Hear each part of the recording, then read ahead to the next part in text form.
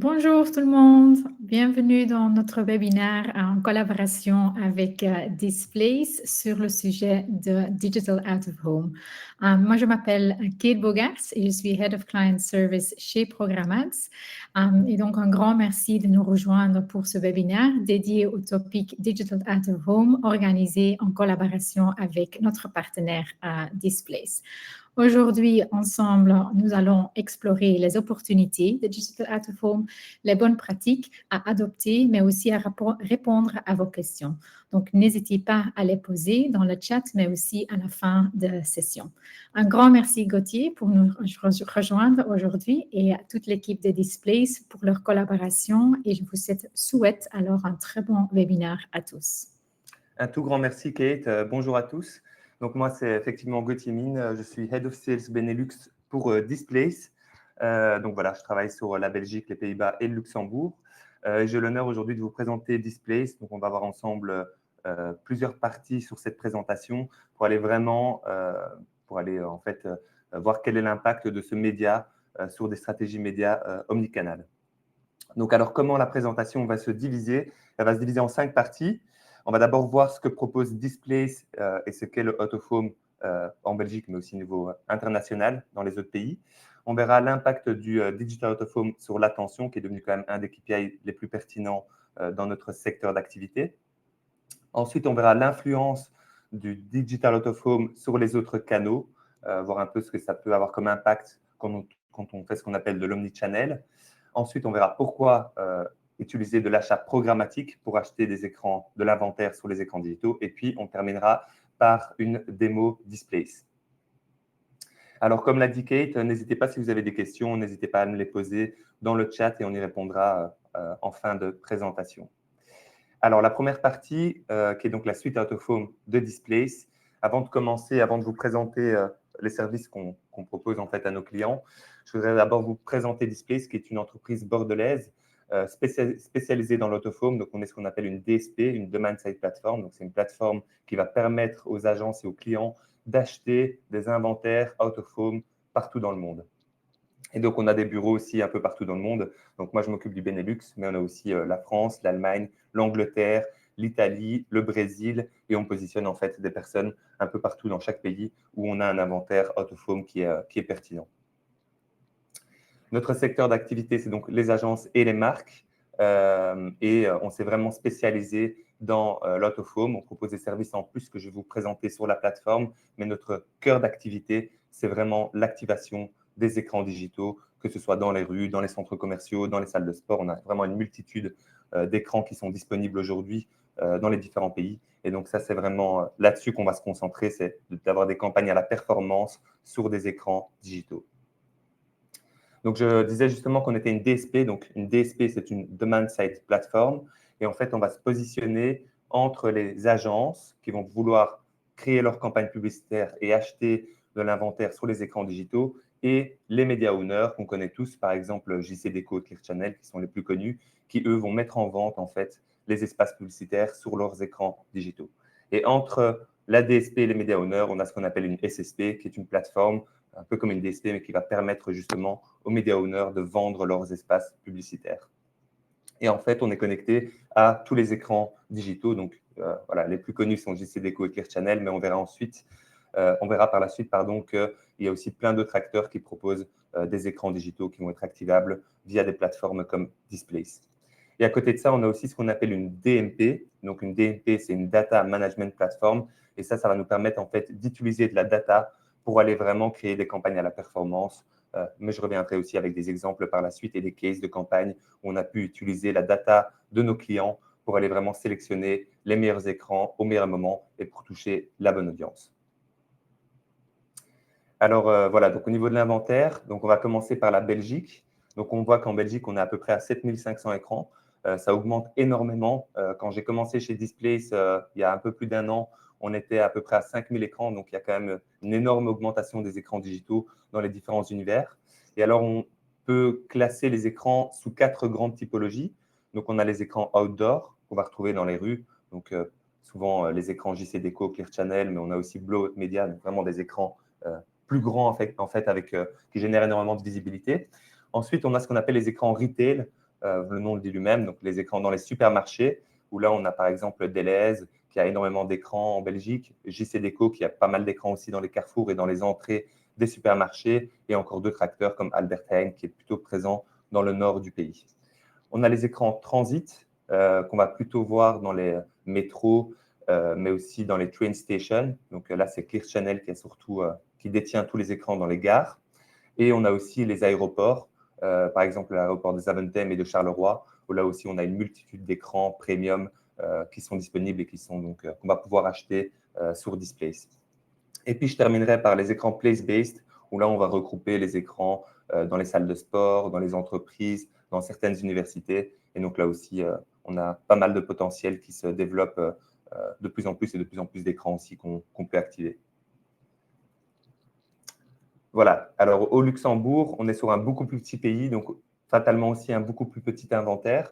Donc là, on n'a que 2 régies finalement. On a JCDecaux et la régie média Delhaize qui détiennent en fait les 154 écrans. Donc voilà, petit marché, mais tout de même avec des écrans intéressants pour aller réaliser des campagnes sur ce pays-là. On a la France. Donc la France, c'est 51 000 écrans au total. Et là, on peut voir qu'on a vraiment, à côté des grands média owners, on a plein d'autres acteurs en fait qui ont aussi énormément d'écrans de disponibles. Voilà, donc ça, c'était la première partie de la présentation. Et là, je vais vous parler maintenant de l'impact du Digital Out of Home sur l'attention. Et on va voir ensemble quelques statistiques qui vous montrent à quel point c'est un média qui permet de toucher l'attention et vraiment d'aller pousser à l'action et de créer cette notoriété, cette considération, mais aussi à pousser à la conversion, donc à l'achat. Quelques chiffres justement sur le média en Belgique. Donc, on a plus de 20% de croissance sur l'année 2024. Donc, c'est un des seuls médias qui a un taux de croissance aussi élevé. Donc là, on voit qu'on a un énorme chiffre d'affaires publicitaire qui est prévu pour 2025. 22% des investissements sont réalisés sur des plateformes programmatiques. Alors, des plateformes programmatiques comme Displace, donc des DSP. Et 30% des campagnes en Belgique ont été diffusées par Displace. Donc, on est vraiment occupé à se positionner comme leader sur le marché en Belgique. En France, on l'est aussi. Et aussi, on voit que fatalement, il y a de plus en plus d'agences qui passaient en direct et qui aujourd'hui décident de passer via l'achat programmatique pour des raisons que je vais vous présenter dans les slides suivants. Au niveau de l'attention, donc ça, c'est une étude qui a été réalisée sur à peu près 1000 personnes où les personnes ont dû répondre s'ils trouvaient que tel média était intrusif et si ce média-là avait pu toucher leur attention et avait pu les pousser à l'action. Et on voit ici que l'out of home, en comparaison à la presse, les réseaux sociaux, la radio, Internet et la TV, finalement, se positionne en première position. Donc, encore une fois, vraiment un média intéressant pour aller toucher l'attention. Quelques statistiques. Donc, la première, c'est que l'attention pour le DOH, c'est 4,5 secondes. Pour l'out of home, c'est seulement 3,5 secondes. Enfin, seulement, ça reste très bien. Mais du fait qu'on a un côté dynamique, que c'est de la vidéo finalement, on arrive à toucher l'attention et l'attention est donc plus longue quand on fait des campagnes sur des écrans digitaux comparés à des écrans classiques. Le brand recall qui est plus de 2 fois supérieur aussi à la moyenne, donc comparé aux autres médias, et puis une attribution de marque qui est aussi ultra pertinente. Et donc ça, on verra aussi par la suite. Toutes ces statistiques, on a pu les mesurer en utilisant ce qu'on appelle des brand lift surveys qui vont nous permettre en fait de récupérer des informations sur les campagnes qu'on a pu gérer. Ça, c'est pour la deuxième partie. Alors, on rentre maintenant dans la troisième partie qui est l'influence de ce canal sur les autres canaux de communication. Donc, l'out of home, c'est un média qui est percutant, qui est apprécié. Donc, 76% des personnes qui ont vu, qui ont généré une action l'ont fait après avoir vu une publicité sur un écran digital. Et aussi, on a un uplift de 54% sur le search quand il est combiné à l'out of home. Et nous aussi, on a souvent des retours ultra positifs. Donc, au niveau créatif, c'est vrai que c'est un média qui est visible.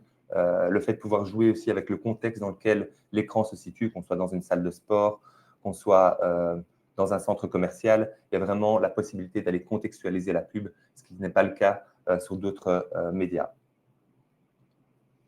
Le halo effect, donc c'est l'influence justement de ce levier sur les autres canaux de communication. Et là, on peut voir que c'est surtout le search qui va être impacté. Donc, c'est ultra intéressant d'aller utiliser d'aller ajouter en fait de l'autofome quand on fait une campagne qui contient du search. Niveau social, où on est quand même sur des closed garden, on a quand même une augmentation de plus 20% en termes d'impact business. En TV, plus 17%, et en radio et en presse, on a 17% et 7% pour la presse.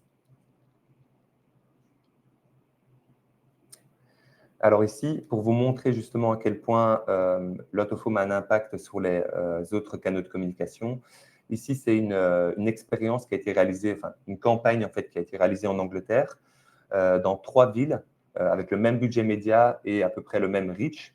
Et en fait, on a mesuré en fait le taux de clic de la campagne. Dans une première ville, on n'avait que des publicités sur Facebook et Instagram. Dans la seconde ville, on avait des meta-ads, et 4 semaines de radio en plus. Et dans la troisième ville, on avait des meta-ads, 4 semaines de radio et 2 semaines d'autofome. Donc, en mesurant le taux de clic, on voit qu'ici, en ajoutant 4 semaines de radio, on a plus 29% au niveau du CTR. Et en ajoutant de l'autofome, on arrive à plus 86% en termes d'impact business. Donc, ça nous montre à quel point, effectivement, l'autofome va nous aider, en fait, à pousser les indicateurs de performance sur les autres canaux de communication digitaux ou non. La position aussi de ce canal par rapport aux autres canaux de communication est aussi super pertinente. Donc, ici, on a notre fameux funnel de conversion, donc notoriété, considération, conversion. Et on voit que le Digital Out of Home va vraiment se positionner en mid-funnel, donc entre le branding et entre l'acquisition. Donc, ça va nous permettre en fait de faire le pont entre les médias offline ou les médias vraiment purement branding, la vidéo, l'audio, la radio, et les médias digitaux qu'on va plutôt utiliser pour la performance, pour aller chercher des visites et des leads. Et donc ici, on voit que pour pouvoir faire le pont entre ces deux leviers, le Digital Out of Home est vraiment une très bonne solution. On va aussi augmenter ce qu'on appelle la considération de marque. Donc là, à nouveau, c'est des statistiques qu'on récupère grâce au Brand Lift Survey qu'on va faire sur des campagnes omnichannel. Et là, on voit qu'on a pu réaliser un uplift en moyenne de plus 33 points. Et donc, c'est 7 points au-dessus du benchmark par rapport aux autres canaux. Donc voilà, en termes de considération, en termes de notoriété et de conversion, c'est un média qui va vraiment vous aider à générer des résultats pertinents.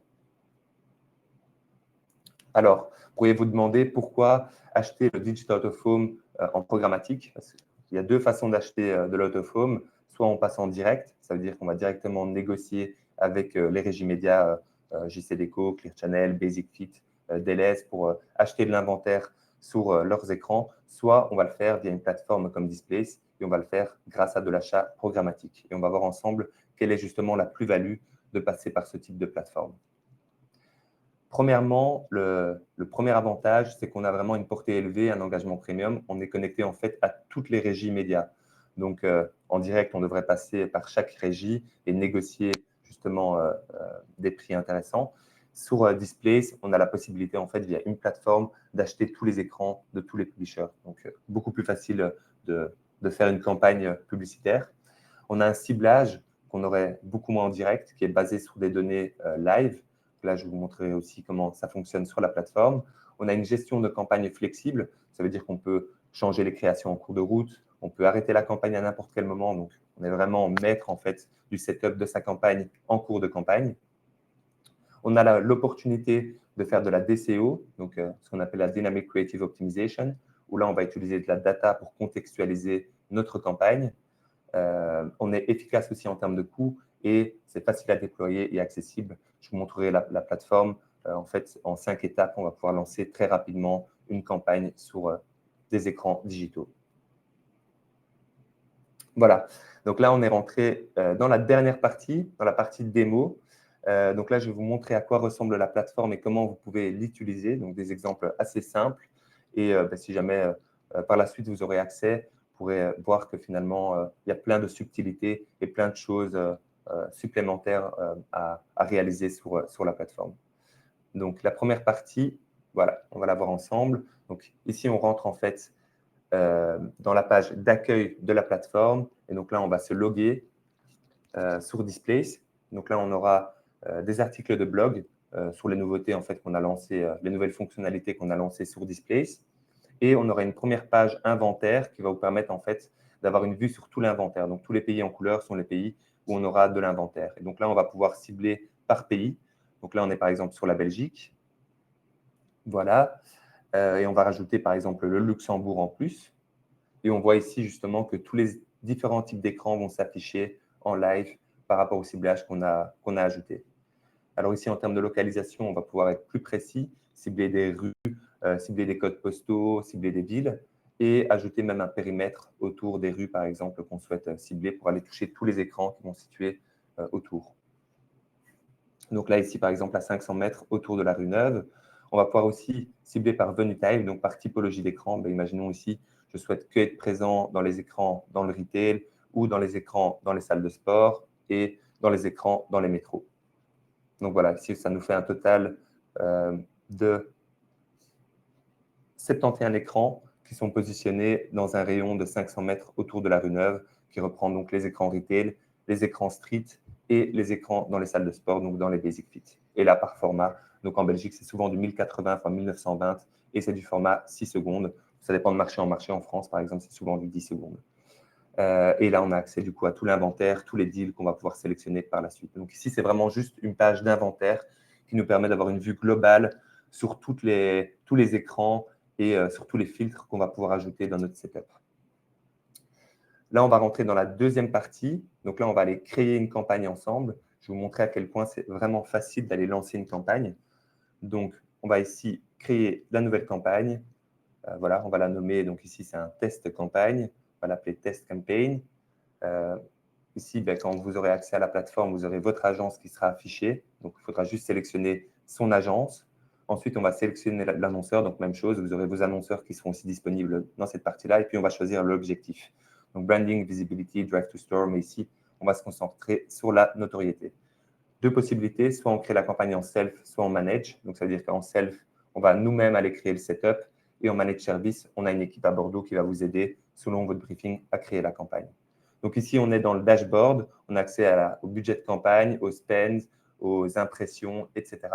Et là, on a aussi un nouvel outil qu'on a lancé il y a quelques mois qui s'appelle Campaign AI, qui est basé, le nom le dit lui-même, sur l'intelligence artificielle. Et donc là, vous allez pouvoir en fait partager votre briefing de campagne et la plateforme va vous proposer des scénarios de campagne. Donc, ce sera tout de même à vous d'aller réaliser le setup de la campagne, mais vous aurez justement des recommandations basées sur l'intelligence artificielle qui vous permettront de penser à des nouveaux écrans, penser à des nouvelles stratégies de data. Donc aussi intéressant, et ça permet aussi de gagner du temps de réflexion. Voilà, donc ici, au niveau du dashboard, donc comme je le disais, notre campagne n'est pas live, donc c'est pour ça qu'ici, on n'a pas encore de spend, on n'a pas encore de date de campagne, on n'a pas encore d'impression, mais une fois que la campagne sera live, toutes ces informations seront disponibles ici. Ce qu'on peut voir ici, c'est tous les services qu'on va pouvoir ajouter à la campagne. Donc, Manage My Campaign, cela veut dire que quelqu'un de chez Displays va vous aider à créer votre campagne. Brand Lift Survey, c'est ce dont je parlais, c'est le fait d'avoir une étude post-campagne. Donc, ça veut dire qu'on va récupérer 250 personnes qui vont répondre à un questionnaire et ça va vous permettre de récupérer des informations sur est-ce que les gens ont vu la publicité, est-ce que les gens ont reconnu la marque, ont vu le logo, etc. Creative Adaptation, c'est pouvoir adapter les créations au Digital Out of Home, si vous n'avez pas l'occasion de le faire. Et puis, la DCO. Voilà, donc ici, on voit que c'est assez simple. En fait, pour ajouter un service, il suffit juste de cliquer sur le service pour l'ajouter au setup de votre campagne. Même chose, donc possibilité aussi de créer des mock-ups de campagne. Si vous avez besoin d'aide en termes de stratégie média ou même de faire des campagnes Drive to Store et de mobile retargeting, vous allez pouvoir l'activer directement sur cette partie-là du setup. Voilà, donc ici, on est rentré dans notre première line item. Donc là, on est vraiment dans le setup de campagne. Donc, premier choix, choisir entre Programmatic Non-Guaranteed ou Programmatic Guaranteed. Une fois que c'est fait, on arrive dans les 5 étapes de campagne. Donc ici, on a la première étape qui est le setup, où là, on a vraiment toutes les informations de base. Donc là, on va nommer notre line item. Hop, donc ici, par exemple, test Belgium, vu qu'on fait un test sur la Belgique. On va pouvoir établir un budget de campagne. Donc ici, par exemple, 5 000 €. On va choisir la localisation. Donc ici, c'est une campagne en Belgique. Et on va pouvoir adapter les dates. Donc là, par exemple, on va faire une campagne du 23 juin.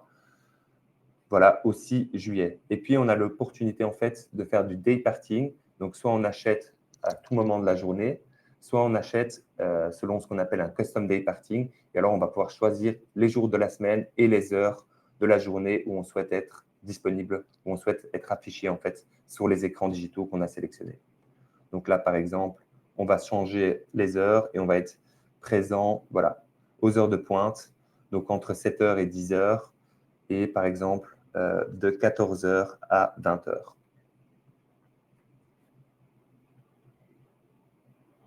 Voilà, on peut changer aussi naturellement pour le week-end si on souhaite ne pas être présent le week-end.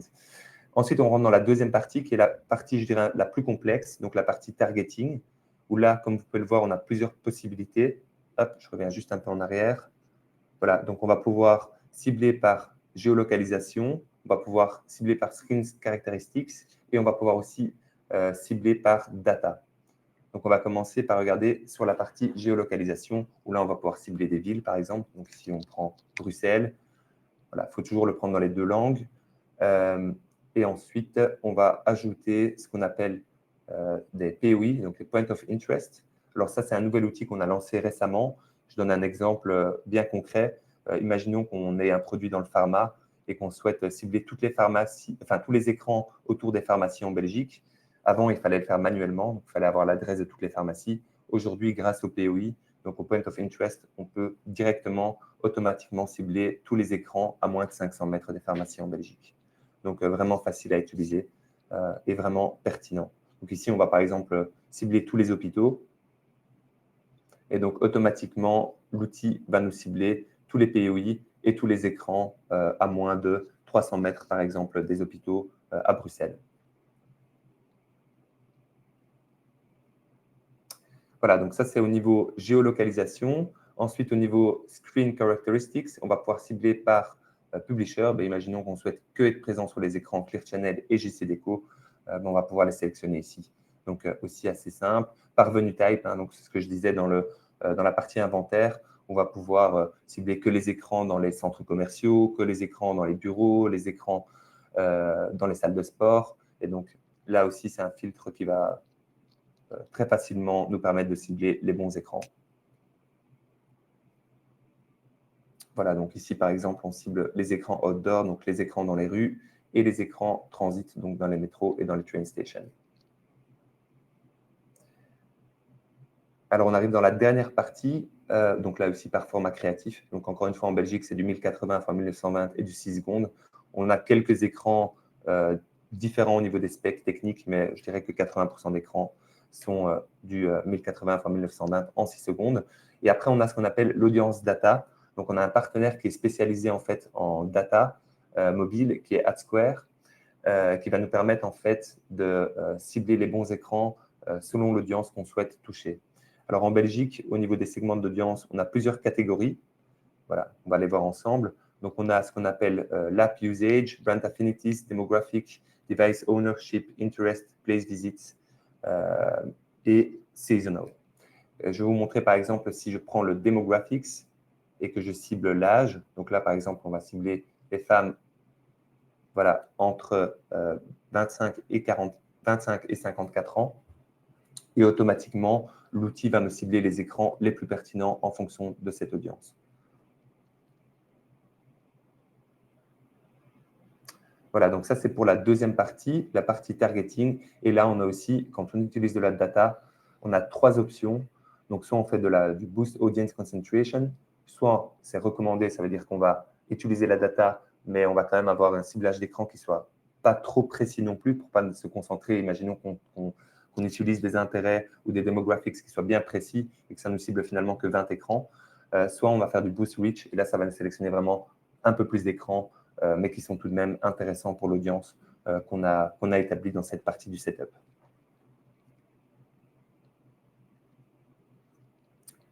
Voilà, ensuite on rentre dans la troisième étape, qui est la partie buying.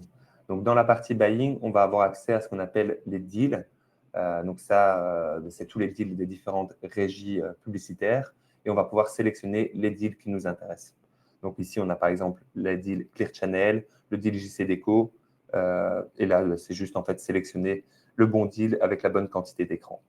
Voilà, donc là, on a sélectionné les deals qui sont intéressants pour nous. Hop. Alors, voilà.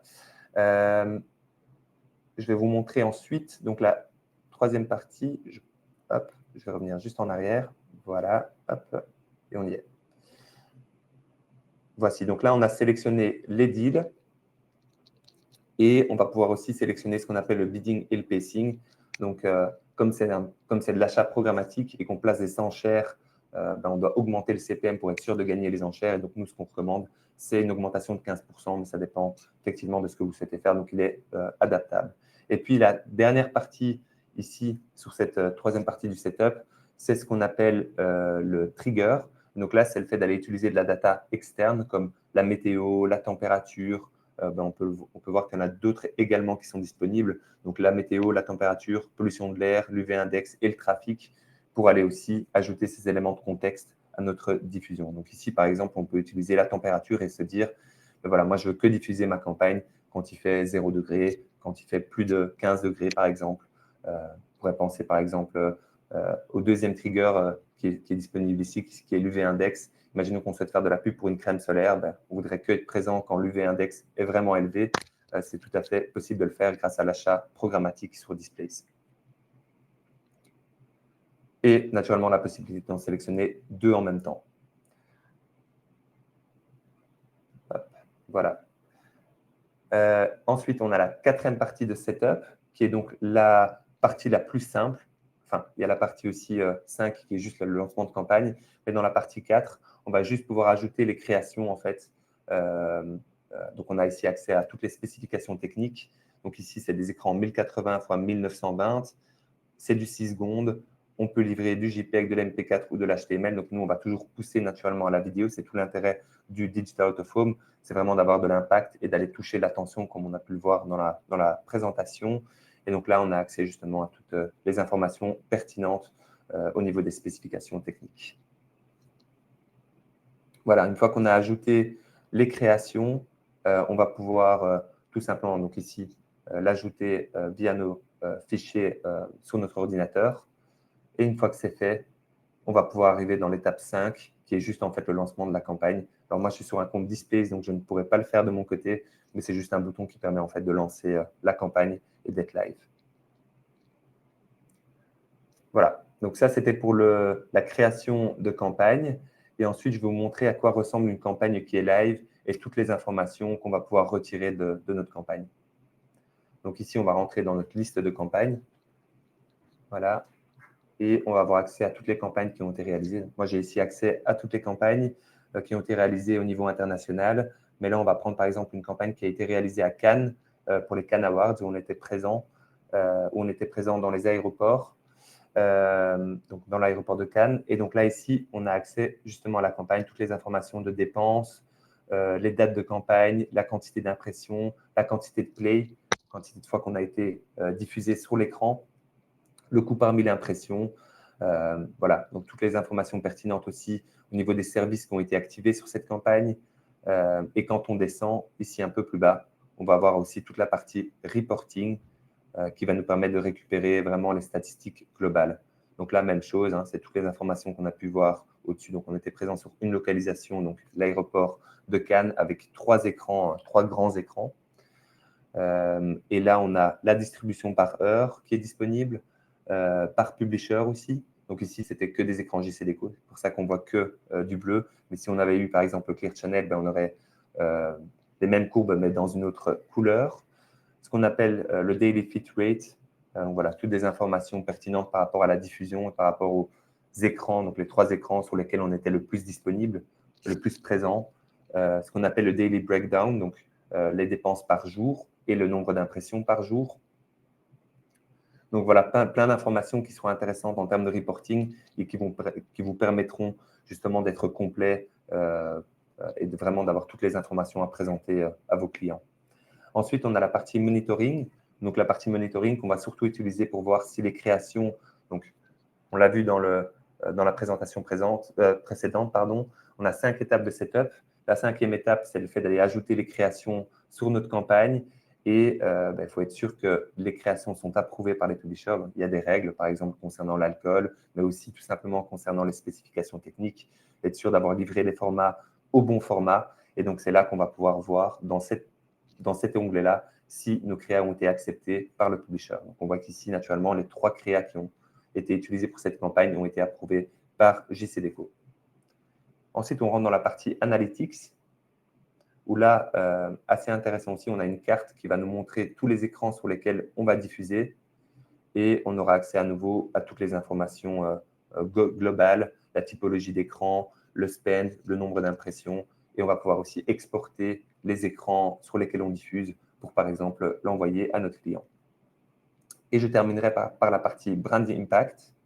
Brand Impact, le nom le dit lui-même, c'est l'impact du coup de notre campagne sur l'audience. Et donc là, on travaille avec Apidemix, qui est notre service de Brand Lift Survey, qui va nous permettre justement, comme je le disais, d'aller présenter des questions à une audience qui est passée avec son téléphone mobile près des écrans où on a diffusé notre campagne publicitaire, d'aller leur poser 5 questions qui vont porter sur la notoriété et sur la considération. On va voir ensemble à quoi ressemble le rapport. Voilà, donc ici, toutes les informations sur comment sont mesurées comment sont posées les questions, comment sont mesurés les résultats, toutes les informations par rapport à la campagne en tant que telle. Et puis, on va pouvoir ici le score de campagne, les questions qui ont été posées, ça, on les voit plus bas. Et puis après, on a toutes les informations intéressantes par rapport au ad recall, l'attribution, l'intérêt, brand image et considération. Donc, ça, c'est les résultats qui vont être mesurés par rapport aux questions qui ont été posées à l'audience. Donc, à chaque fois, avec une définition de ce que c'est et à chaque fois, les résultats par rapport au benchmark, donc par rapport à toutes les campagnes qu'on a réalisées dans le même secteur d'activité du client. Donc, ici, par rapport à l'intérêt, voilà. Et par rapport à l'image de marque. Voilà, donc ça, c'est pour la première partie de la démo de la plateforme. Ensuite, on va parler de l'outil AI, donc l'outil d'intelligence artificielle qu'on a lancé il y a quelques mois. Et là aussi, je vais vous montrer un exemple bien concret pour vous montrer comment ça fonctionne. Donc ici, c'est une campagne, donc on l'avait vu, hein, cet onglet, on va pouvoir partager, avant de créer le setup en tant que tel de sa campagne, on va pouvoir partager un briefing, donc dans n'importe quelle langue. Bon, la plateforme vous répondra en anglais parce que tout est setupé en anglais. Mais si vous avez un briefing que vous recevez d'un client, il faut juste qu'il y ait les informations capitales, comme les dates des campagnes, le budget, l'audience, etc., qui permet à l'outil d'intelligence artificielle d'interagir et de vous proposer des scénarios pertinents. Ah, je suis allé un peu trop vite. Voilà.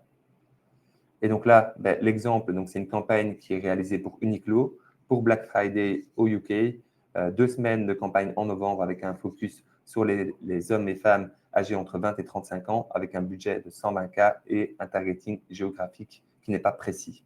Donc vraiment au niveau national. Voilà, donc ça nous permet déjà d'avoir des informations intéressantes pour l'outil. Et puis, on va ajouter le site web pour que l'outil puisse analyser le pays. Et donc là, toutes les informations intéressantes, donc le budget, les dates de campagne. Voilà, donc ici, on a une période flexible. On est sur 14 jours. Au niveau gender, on est sur both gender et sur du early life. Donc, on va surtout toucher les jeunes. Voilà, donc l'outil est occupé à réfléchir par rapport au briefing. Il va nous faire un résumé rapide du briefing ici. Voilà, donc ici, toutes les informations capitales. Et puis, on peut le voir plus bas, il va nous proposer 4 grands scénarios de campagne. Par exemple, Unveil New Fashion Trends, Fashion Forward Campaign. Donc là, c'est Highlight Fashion Trends and Beauty Products to Enhance Brand Image. Leverage Digital Billboards in Shopping Districts ou Utilize Digital Billboards for Nationwide Campaigns. Et si on va cliquer ici sur un des scénarios, donc celui qui est par exemple recommandé par la plateforme, on va voir ici qu'on aura 6 sub-scénarios. Donc là, on a par exemple Fashion District and Male Focus. Donc on va vraiment se concentrer sur les rues où on a tous les beaux magasins, mais par exemple la rue Neuve à Bruxelles ou l'avenue Louise. Et là, on aura accès aussi à toute la data qui va être utilisée. Donc ici, on va utiliser les POI. Donc on va cibler tous les magasins qui vendent des vêtements de luxe et ce qu'on appelle les shopping centers, donc les centres commerciaux. Et au niveau des venue types, donc typologie d'écran, on va sélectionner les écrans dans les centres commerciaux, dans les supermarchés et les écrans dans la rue, donc près dans les rues en fait, où on a tous ces fashion stores. Voilà, et aussi à chaque fois le nombre d'écrans. Donc ici, par exemple, on a 5000 écrans sur cette option-là. Et après, on a les autres, donc Urban Lifestyle Outreach, et donc on va pouvoir les ajouter très facilement en cliquant sur le bouton Add to Media Plan. Donc même chose ici, Peak Shopping Hours in Malls, aussi un scénario intéressant, ou Fashion Enthusiast in Shopping Areas. Et voilà, donc très intéressant, et on va pouvoir les utiliser aussi en même temps, donc cibler plusieurs stratégies dans notre plan média. Voilà, et après, comme je le disais, donc ça ne va pas remplacer le setup de campagne, ça va vous donner en fait un support supplémentaire, mais c'est à vous d'aller remplir les informations que Campaign AI vous propose pour les scénarios que vous avez sélectionnés. Alors, on va rentrer dans la dernière partie de campagne, partie de présentation, pardon, où là, j'aimerais vous présenter quelques success stories, donc quelques cases qu'on a réalisés sur le marché belge et français, qui vous donneront aussi des idées pour vos campagnes. Voilà, donc la première campagne, c'est une campagne qui a été réalisée pour RIA. Je vais vous montrer la vidéo, j'espère que le son fonctionnera, mais elle est sous-titrée. Et après, on verra les résultats ensemble.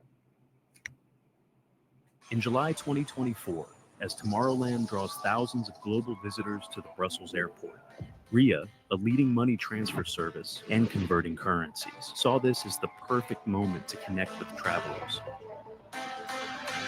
But how could they cut through the noise? The solution was clear. Leveraging real-time flight data, RIA's campaign targeted specific foreign countries' residents visiting Belgium, activating JCDecaux digital out-of-home screens to deliver personalized messages right as travelers arrived. Timely, relevant, and unmissable. The result? Over 1.3 million highly targeted impressions and 2.8 times more cost-efficient compared to traditional DOH, minimizing wasted impressions, and by activating only when the right passengers were present, RIA maximized impact, turning the busy airport into the perfect stage. With Displace in View, RIA redefined digital advertising, converting real-time data into tangible results.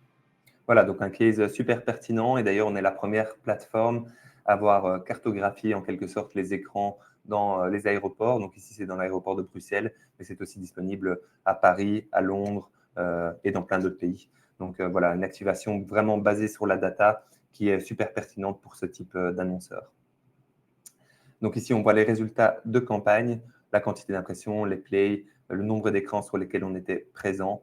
Voilà, ici, pour RIA, qui est spécialisé dans l'échange de monnaie, le fait de pouvoir cibler Tomorrowland et d'aller cibler en fait son message selon les pays, les gens qui arrivaient et selon leur pays de départ, c'est une activation qui est vraiment, vraiment pertinente. Voilà. Alors, deuxième campagne que je vais vous présenter, c'est une campagne qu'on a réalisée pour Veolia, qui a gagné d'ailleurs un Lion à Cannes. Et je vais vous montrer directement la vidéo du case. Hop, et voilà. Chez Veolia, notre principal client, c'est elle, la nature. Veolia présente Pulse of Nature. Pour la première fois, la nature belge peut elle-même nous dire où elle a le plus besoin d'aide. Pour cela, on a regroupé les datas existantes de la nature belge.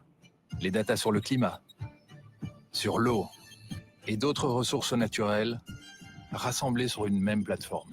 Un algorithme compare alors ces datas pour définir un top 10 des défis écologiques à relever. En un coup d'œil, on voit qu'ici, il faudrait économiser l'eau. La nature va alors générer un message qui invite à consommer l'eau de façon plus circulaire et le diffuser directement dans la région concernée grâce à un réseau programmatique d'affichage digitaux.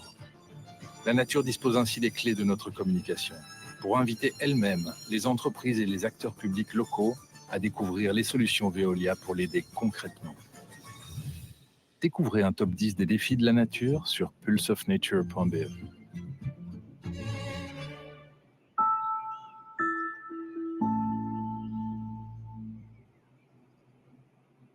Voilà, vous l'aurez compris, donc une campagne aussi très innovante.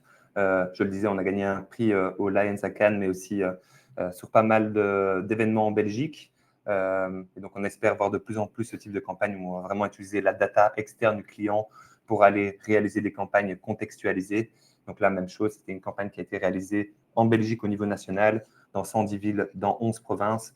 Et donc là, effectivement, on a plus de 3,8 millions d'impressions, 1,5 million de plays sur les écrans. Donc voilà, très intéressante comme campagne et le fait d'avoir utilisé justement cette data sur des écrans avec des objectifs, des challenges en fait liés aux clients. Ensuite, on a Columbia. Donc ça, c'est le troisième case que je vais vous présenter. Donc Columbia, ils sont spécialisés dans tout ce qui est vêtements, je dirais un peu divers, donc les doudounes un peu luxueuses. Donc un produit assez haut de gamme. Donc là, on avait réalisé une campagne dans 3 pays, donc en Allemagne, au UK et en France. On était présent dans les transports en commun, les centres commerciaux et les mobiliers urbains. On souhaitait toucher une audience entre 25 et 55 ans. Et là, ce qu'on a fait, c'est premièrement utiliser un custom day parting en fonction du parcours utilisateur, mais on a aussi en fait utilisé la température pour aller montrer des produits bien spécifiques. Donc, on allait montrer, par exemple, quand il faisait entre moins de 5 degrés, on allait mettre en avant les vestes d'hiver. Quand il faisait 10 degrés, on allait mettre en avant d'autres produits. Donc, à nouveau, le fait d'aller utiliser ce qu'on appelle des triggers pour aller contextualiser la campagne. Voilà, donc on est arrivé à la fin de la présentation. J'espère que c'était clair pour vous. N'hésitez surtout pas si vous avez des questions. Je serais vraiment enchanté d'y répondre. Et je laisse Kate reprendre la dernière partie de la conclusion.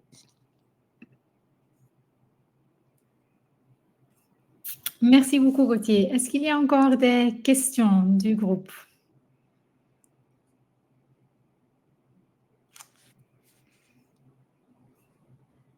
Non?